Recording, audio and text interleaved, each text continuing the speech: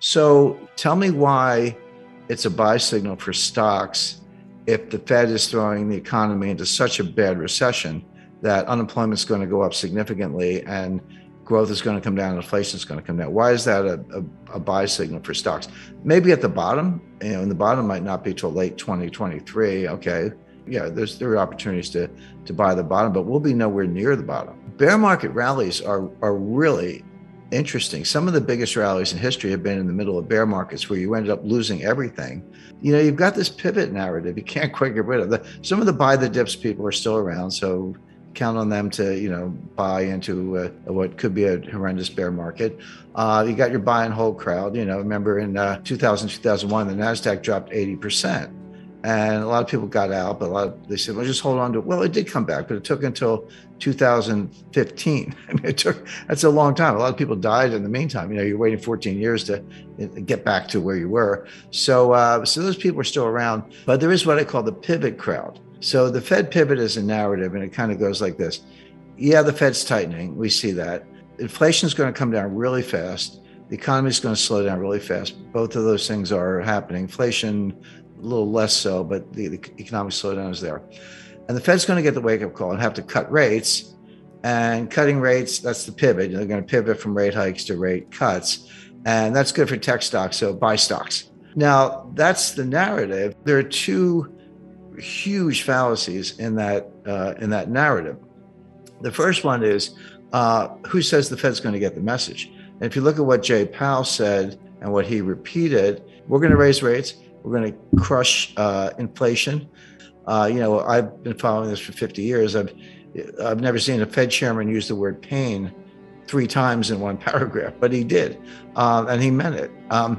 He knows there's going to be a recession. They're causing it in part. Unemployment's going to go up. He said that. He tied unemployment to killing, basically demand destruction and getting inflation under control. He said, that's how we're going to do it. And you're already starting to see some early signs of that. So with that as their focus, who says the Fed's going to, get a wake-up call? Almost certainly not. I mean, they told us what they're going to do.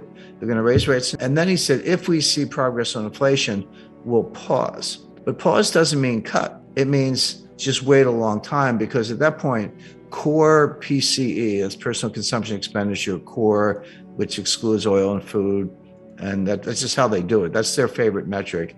You can debate whether it's the best one, but the debate doesn't matter because that is the one they use. Let's say that comes down to around 3.5. Okay, it's still not 2. Now, what Powell, which is their target, so what Powell said is, we don't have to keep raising rates to force it to 2. We just have to raise them enough that it'll get to 2 on its own. That's what they call restrictive policy. So, but that's not a rate cut. He said that might last for a year, all the way into 2024. That's when he was talking about rate cuts. Now, again, this can change, but they've told us what they're going to do. I always say, forecasting the Fed's the easiest thing I do, because they actually tell you what you're going to do, what they're going to do. You just have to listen and believe them.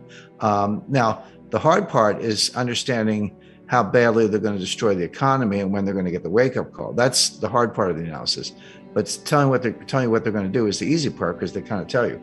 So the stock market notion that somehow they'll be cutting rates is just false. I was around for the 2008 financial crisis. I was around for 1998 financial crisis. I negotiated that bailout for LTCM. 98 was interesting because it was an acute financial crisis that came very close, within hours, actually. And I was in the room with the Treasury and Italian finance ministry and 19 banks and, a thundering herd of lawyers trying to save the world. But we came within hours of shutting every market in the world. There was a $4 billion all cash. You couldn't use the word due diligence because there wasn't time. It was just, hey, the Fed wants us to do this, so let's just do it. So that worked. But it was a very close call. They would have shut down Tokyo and then around the world, London, and finally New York. And they would have opened days later. But that's how, with trillions of dollars of losses, it would have been worse than what actually happened in 2008. It didn't happen, but there was no economic recession at the time. That confuses a lot of people because, and particularly if you're using 2008 as a frame of reference. There are financial panics and financial crises and liquidity crises, and there are recessions, some of which are severe. But they're two different things. 98 was an acute financial crisis with no recession. 2000 was a mild recession, but there was no severe financial crisis. Now, NASDAQ collapsed, but there wasn't a lot of leverage in NASDAQ. There was no contagion there, but it didn't spread because no banks failed, no major brokerages failed, et cetera.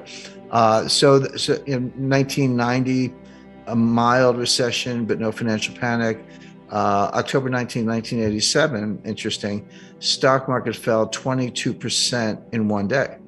Not a week or a month, but one day, down 22%. And that was a financial crisis, but there was no recession. So they're separate things. However, they can happen together. And 2008 was an example.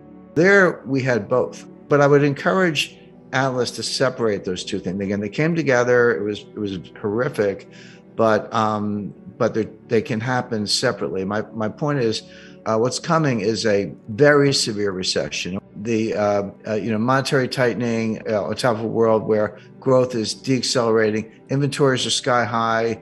The funny thing about the supply chain, we all remember headline, supply chain is broken down, the shelves are bare. So all true, that was happening at the time. And that's when I started working on the book.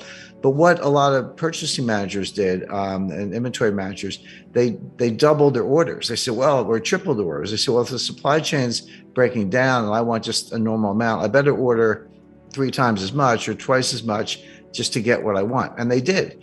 Well, what happened was by the summer, some of that pressure had been alleviated, and here come the shipments into the warehouses that are twice as much or 3 times as much as what you needed at the exact same time that the Fed was destroying demand. And so demand drops off a cliff, retail sales drop off a cliff, the warehouses go from being empty to being full to the rafters, and now all that merchandise is sitting there. So, Nike, just many examples. So what do you do when you're in charge of inventory? You cut prices. You don't want that inventory. It costs a lot of money to keep it in the warehouses, number one. Number two, a lot of it's seasonal. It's like, who wants to buy, a summer dress in December? Not too many people.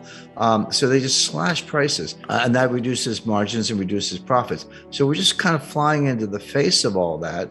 With the Fed tightening rates into weakness. The Fed will be the last to know because they're very model driven and the models are badly flawed, mostly with the Phillips curve and their focus on the unemployment rate, which is not a good measure of what's going on in the labor force.